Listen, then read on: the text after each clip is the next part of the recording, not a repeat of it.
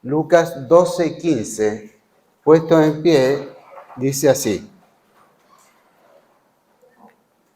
Y díjoles, mirad y guardaos de toda avaricia, porque la vida del hombre no consiste en la abundancia de los bienes que posee.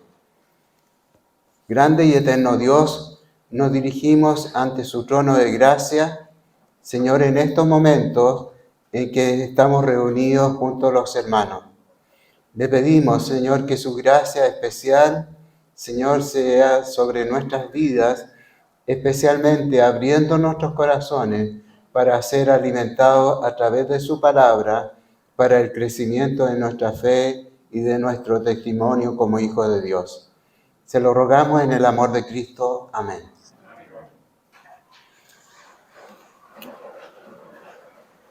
En este mensaje que está programado para el día de hoy se llama El rico insensato. El rico insensato. Insensato es un adjetivo y como todos los adjetivos, ¿no es cierto?, demuestran una cualidad que está determinando en este caso demostrando de que esta persona que tenía muchos bienes está diciendo que era una persona insensata, que era una persona, también podríamos buscar en la definición de la RAE, una persona que es tonta, que es fatuo, que es falso. Y eso significa insensato. También podemos mencionar algunos sinónimos como alocado, como loco, como desatinado. Entonces vemos que hay personas que vemos que muchas veces los bienes que poseen no demuestran que sean personas sabias. Son insensatos.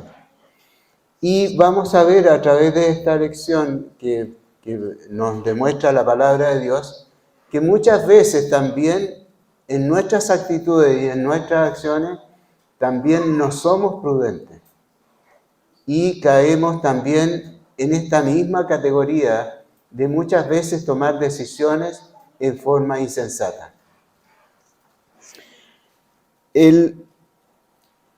Los adjetivos se usan para demostrar una cualidad, en este caso de los sustantivos. Por ejemplo, podríamos decir, el mar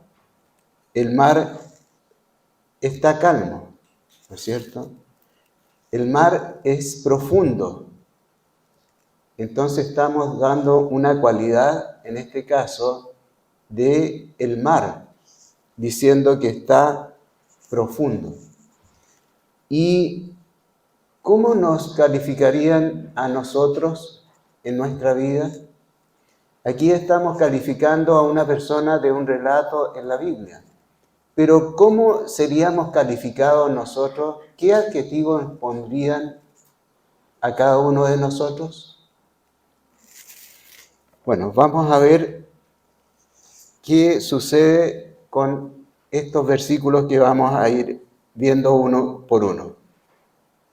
Primero, en este versículo que leíamos, en los versículos anteriores al versículo 15, ya lo habíamos estudiado anteriormente, y Jesús está rodeado de muchas personas.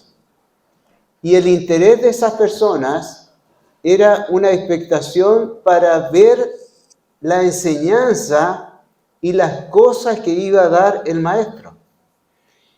Y estaba lleno de gente que tenía mucha curiosidad por entender, escuchar y ver las cosas que eran anunciadas por labios del mismo Jesús. Y, por supuesto, en esta curiosidad también hay una expectativa de esperar algo nuevo, de algo que les llegue a ellos y que admire, ¿no es cierto?, la forma de la enseñanza de este gran maestro. Jesús, por supuesto, es el maestro de los maestros. Y su enseñanza es realmente importante y profunda, que llega hasta lo más íntimo de un ser humano, que es el corazón. Y el alma, ¿no es cierto?, se ve conmovida por las palabras de Jesús. Y dentro de todo este quehacer de preguntas, de enseñanzas, aparece un joven pidiéndole a Jesús que actúe frente a una herencia que tenía con su hermano, para que esta herencia, repartir estos bienes, se hiciera en forma justa y se hiciera justicia con respecto a eso. ¿Cuántas familias, ¿no es cierto?, se ven enfrentados también a este dilema de la herencia? Y cómo suceden cosas muy extrañas con respecto a las herencias. Familias que aparentemente estaban unidas, al momento de repartir los bienes, empiezan los conflictos, las peleas, las dificultades. Y vemos que el Señor Jesús, en su respuesta a la petición de este joven, Él no se mete en el conflicto legal, sino que enfrenta la raíz del problema que estaba suscitando en este caso del joven. Y es la raíz en la cual nosotros como cristianos también tenemos que tener muy presente. Y dice lo siguiente en el versículo 15. Y díjole, mirad y guardaos de toda avaricia, porque la vida del hombre no consiste en la abundancia de los bienes que posee. Y es ahí donde está apuntando el Señor Jesús de una manera magistral el problema, el conflicto del alma humana, la avaricia. La avaricia consiste en acumular y acumular bienes, de acumular cosas, de hacer cosas para sí mismo, de crecer solamente en el yo. Ese es el problema del corazón humano, que busca las cosas en forma egoísta y que no está dispuesto a ser generoso con las cosas que posee. Guardaos de toda avaricia. En el ser humano, para poder crecer espiritualmente, tiene que haber generosidad, tiene que haber una entrega hacia los demás. No solamente obtener bienes para gozarse de ellos en forma egoísta y avarienta, como está señalando el Señor Jesús. ¿Ustedes se gozan por las cosas que tienen? ¿Y están dispuestos, ¿no es cierto?, a compartir aquellas bendiciones? Porque dice el Señor Jesús, dice, porque la vida del hombre no consiste en la abundancia de los bienes que posee. Para que haya una herencia, tiene que haber una persona que murió para poder hacer, en este caso, la herencia. ¿Y qué sucederá al momento de nuestra muerte? ¿En qué se usarán todos los bienes que acumulamos? ¿De qué vale, no es cierto, haberse ganado tantos bienes si no hay un crecimiento en la vida espiritual? Si hemos actuado tal vez en forma egoísta, como lo está señalando el mismo Señor Jesús. El hombre no se mide espiritualmente por los bienes que posee, ni por los éxitos, ni por todas las cosas que pueda obtener en esta vida. Reconocimientos que seguramente buscamos en todo lo que hacemos en el desarrollo de nuestra vida. Dios mira las cosas de otra forma. Él tiene unos ojos espirituales y está analizando la vida de cada una de las personas. Y finalmente, Él juzgará todas las acciones de lo que hemos hecho en nuestra vida. Es ahí el problema del hombre. Un corazón egoísta, un corazón que solamente se llena de satisfacción hacia sí mismo. Una persona que acumula y acumula. Y para graficar esta enseñanza, le propone a estos oyentes una parábola. Versículo 16 dice lo siguiente: y refirióles una parábola diciendo: la heredad de un hombre rico había llevado mucho.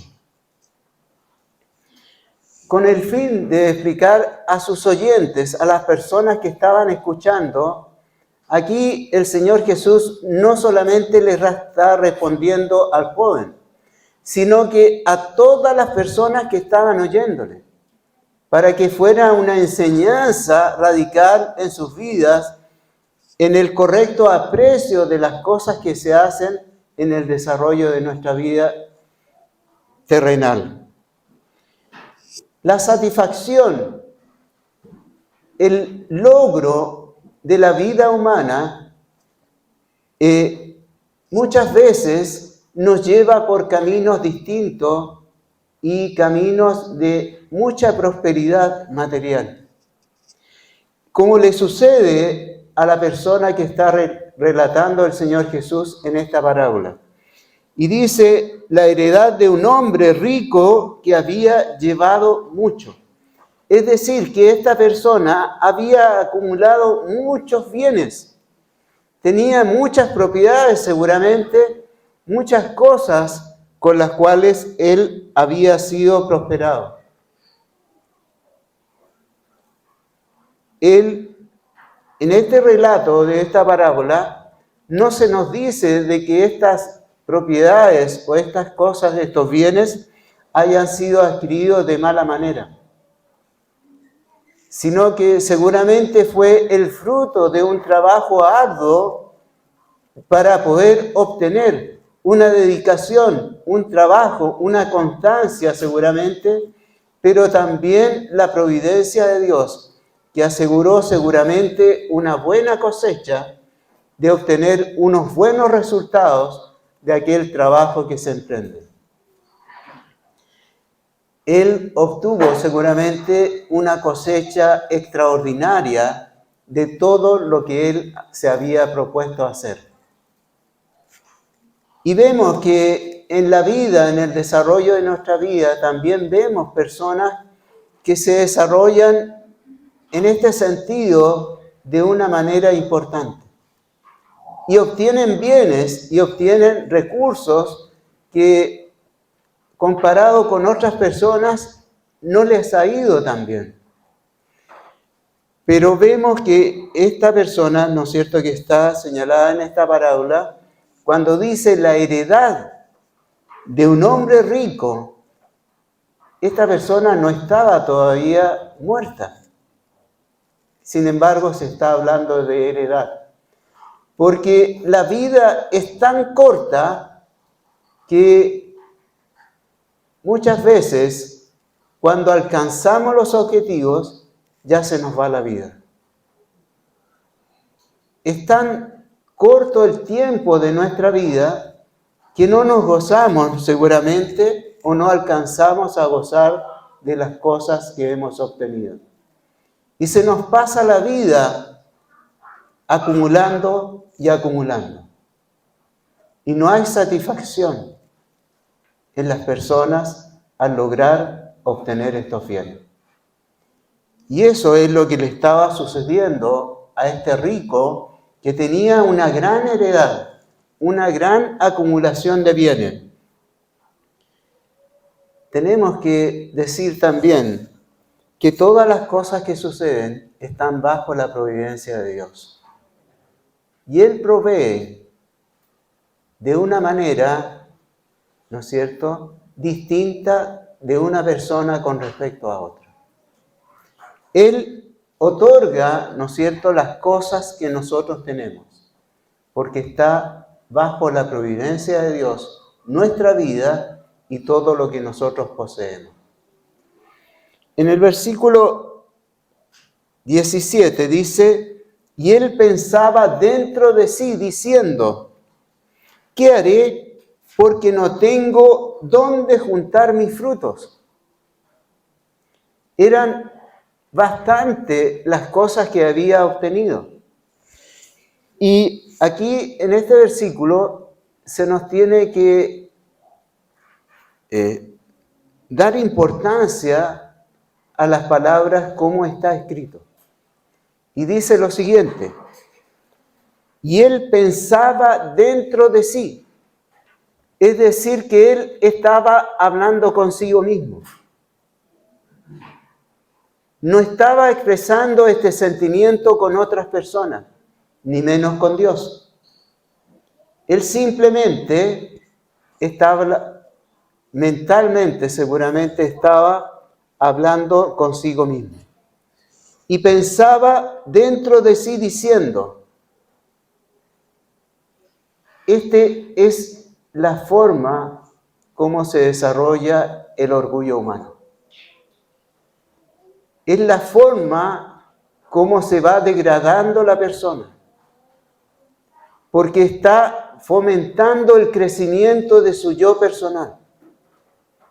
Cuando nosotros empezamos a pensar que tenemos algo bueno, que tenemos algo grandioso, que hemos obtenido bienes, que hemos obtenido tal vez éxitos, y nos gozamos, ¿no es cierto?, con aquellas cosas que vamos obteniendo, nuestra vida espiritual se va degradando. No es el crecimiento bíblico de una persona que es un hijo de Dios. Si hay satisfacción por las cosas que se tienen, es porque hay algo mal en la vida espiritual. Y esta persona evidentemente comienza a pensar dentro de él. No era para agradecer, no era para reconocer ni tener un agradecimiento por las cosas que él estaba teniendo, sino que él expresa en esta pregunta que se hace a sí mismo, ¿qué haré? Porque no tengo dónde juntar mis frutos, mis bienes, las cosas que poseo. Entonces su gran preocupación era de conservación, era de cómo almacenar aquellos bienes, cómo tenerlos a buen resguardo. ¿Y cuál es el sentimiento de una persona que tiene el corazón en su experiencia, en sus hechos, actuando de esa forma? No se contenta con los bienes que posee, sino que piensa en cómo guardarlos, conservarlos. ¿Para qué? Para seguir teniendo más bienes, para seguir teniendo más frutos.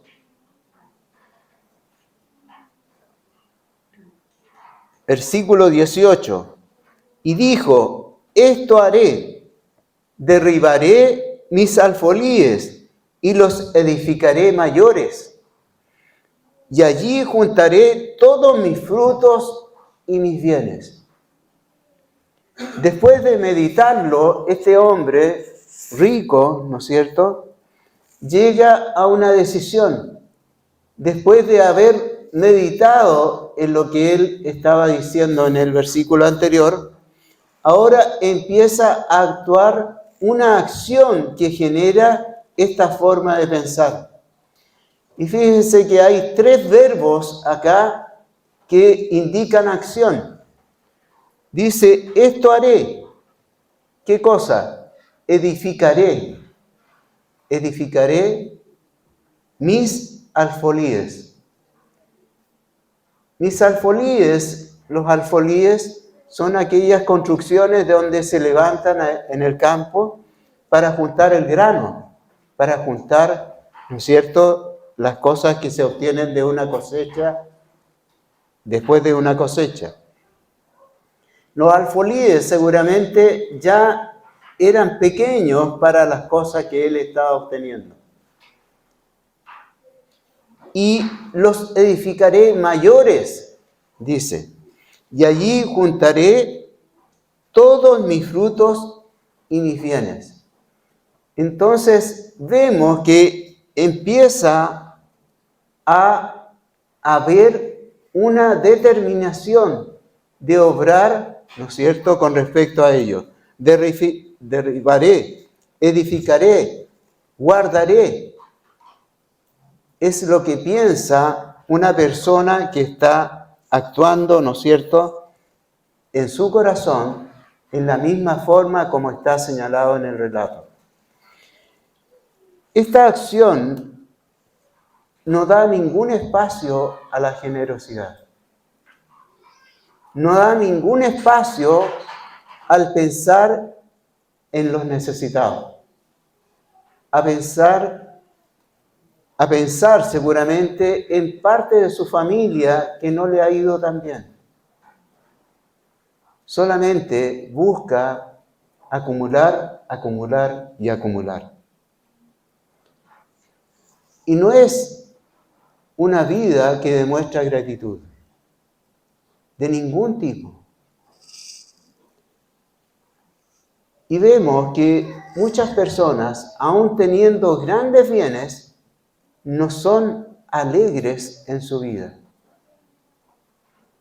Porque están tan preocupados de sus propios bienes que esto finalmente los encadena en su alma.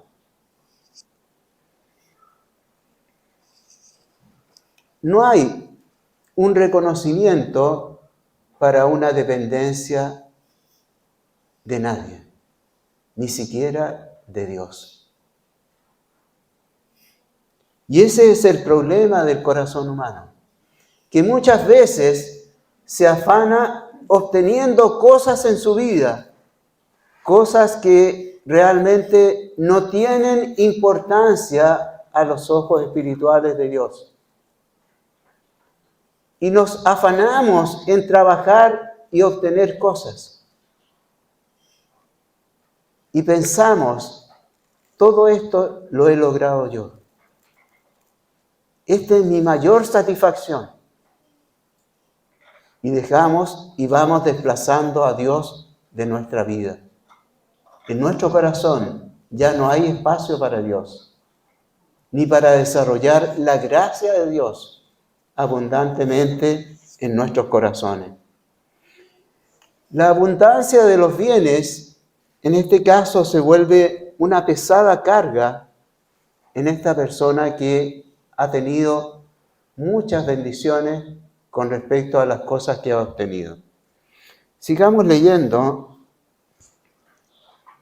En el versículo 19 dice lo siguiente: y diré a mi alma, alma, muchos bienes tienes almacenados para muchos años. Repósate, come, bebe y huélgate. Esta persona sigue hablando hacia sí mismo, ¿no es cierto? Le dice a su alma, dice, alma. Es como cuando uno habla consigo mismo y le dice, oye Luis, ¿no es cierto? Escucha, ¿no es cierto? Dice, muchos bienes tienes almacenados. Muchos bienes tienes almacenados. Así que ¿Cuál era el objetivo de esta persona? Que ya tenía asegurado bienes para muchos años. Y dice, repósate, come, bebe, vuélvate. ¿Para qué se obtienen las cosas con las que trabajamos? Entonces vemos que hay una acción que es la causa de toda esta forma de pensar de este hombre rico y que se desarrolla para poderse gozar él como persona, pero de una forma egoísta, no de una forma, ¿no es cierto?, de pensar en cómo ayudar a los demás. ¿Cómo puedo ayudar a desarrollar, ¿no es cierto?, campos a personas que lo necesitan? Una acción para poder ayudar a las personas. Que haya un desarrollo no solamente de mi vida, sino de poder compartir estas bendiciones para que esta sea una bendición también para otras personas. ¿Por qué? Porque el amor de Dios no se puede guardar egoístamente en nuestras vidas como hijos de Dios. Tiene que ser compartido, tiene que ser desarrollado en la vida en comunión, en lo que nosotros conocemos como iglesia. Y es ahí donde nosotros tenemos que ir pensando en las necesidades de otros y ayudarnos no solamente con las oraciones son importantes, pero también tiene que haber una acción específica de ayudar a otras personas. Es un tiempo de generosidad que tiene que demostrar una persona que es un hijo de Dios. Y esta persona egoísta, a pesar de todos los bienes que obtenía, él solamente estaba pensando en gozar para sí mismo. Él había pensado que tenía todo bajo su control. Y es ahí el autoengaño de la mente humana. En realidad, ¿tenemos algo bajo nuestro control?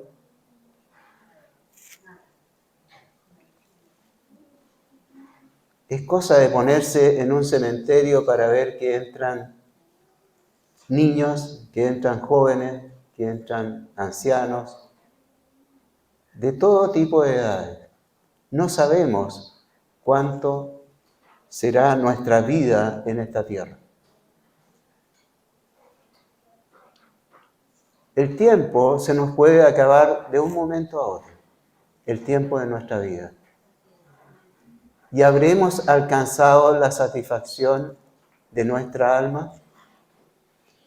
Y es aquí, en la culminación, en lo más importante de esta parábola, en el versículo 20, y dice lo siguiente: y díjole Dios, necio, esta noche vuelven a pedir a tu alma. Y lo que has prevenido, ¿de quién será?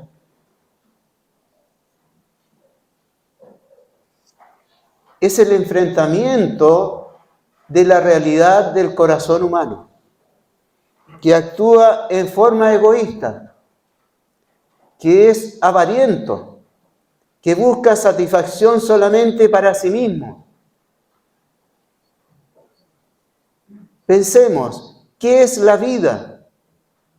La vida es simplemente un espacio de tiempo muy pequeño y que se va muy rápido. Y no sabemos, ¿no es cierto?, cuándo será el momento de nuestra partida. Cuando Dios nos diga, esta noche vienen por tu alma. Y todo lo que hemos hecho, ¿no es cierto?, ¿de qué sirvió? Todo lo que hemos obtenido, ¿para quién será? ¿Habrá algún provecho? ¿Habrá alguna satisfacción?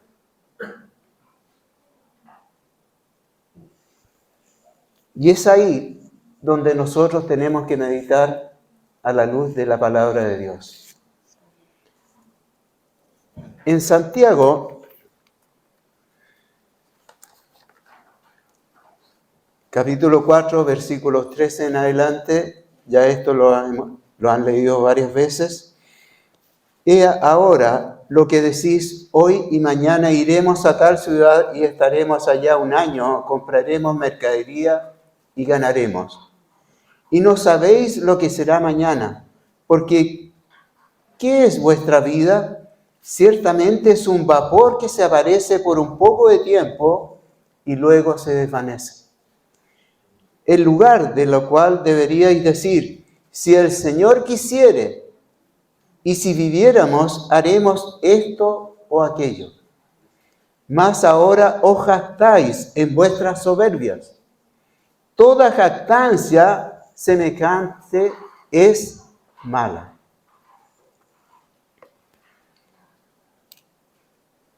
Dios irrumpe en esta escena que está relatando el Señor Jesús en esta parábola. Y de una manera contundente y directa le dice a esta persona que no le queda más que un tiempo muy corto de vida.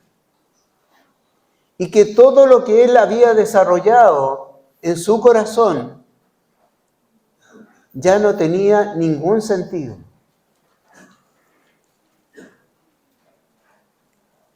La vida se nos puede ir en cualquier momento.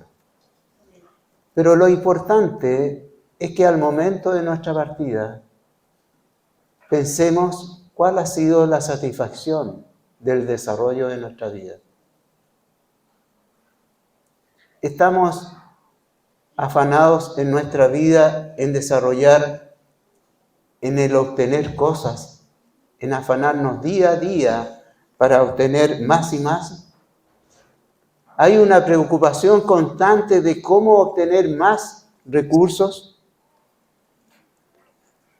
La vida de un hombre, en primer lugar, no es propiedad del hombre, es propiedad de Dios.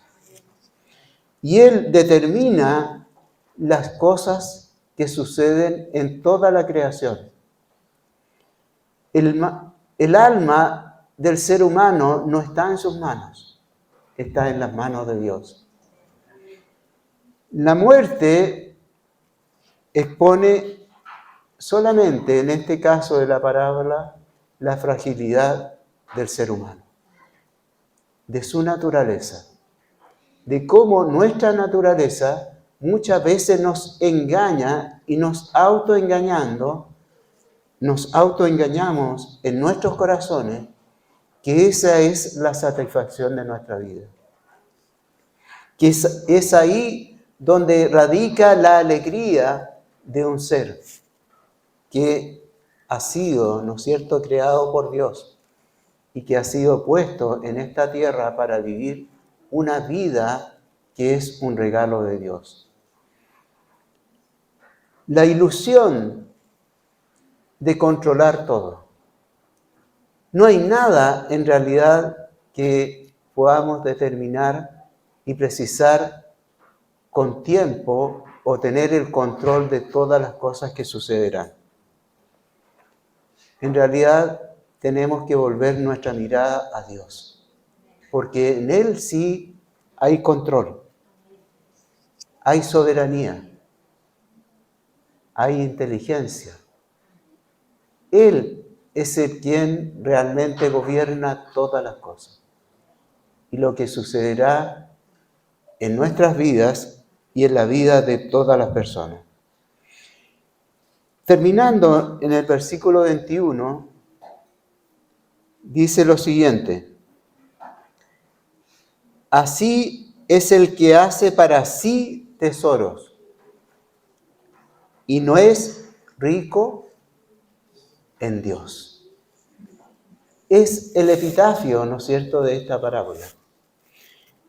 el que hace para sí mismo, para sí mismo. Una persona egoísta, una persona que solamente piensa en él, que busca satisfacción solamente personal, que se llena, ¿no es cierto?, su pecho de orgullo de las cosas que obtiene o de las cosas que tiene. Y no es rico en Dios. Porque no puede haber un crecimiento en la vida espiritual si nuestro corazón está inclinado hacia aquellas cosas, hacia aquellos bienes, hacia aquellos éxitos. Porque si nuestro corazón es así, es porque estamos dejando de lado las riquezas de Dios, su gracia, todo lo que Él significa para la vida y el desarrollo de nuestra vida. No pensar en que un día nuestra vida se acabará, que no hay control de ninguna forma de lo que sucederá en nuestra vida. Porque en la misma forma como hemos sido bendecidos seguramente con los bienes, también esos bienes se pueden perder. Pero el verdadero tesoro de un hombre se desarrolla en el campo espiritual, en la relación con Dios, en la forma como nosotros apreciamos y amamos a Dios por sobre todas las cosas.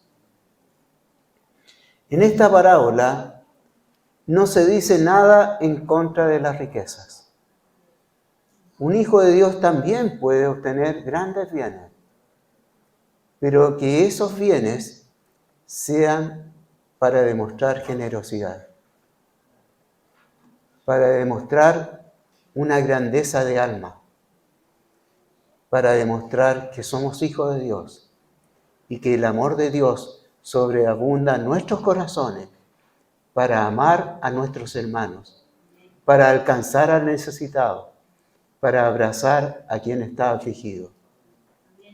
Es eso lo que necesita la iglesia de hoy.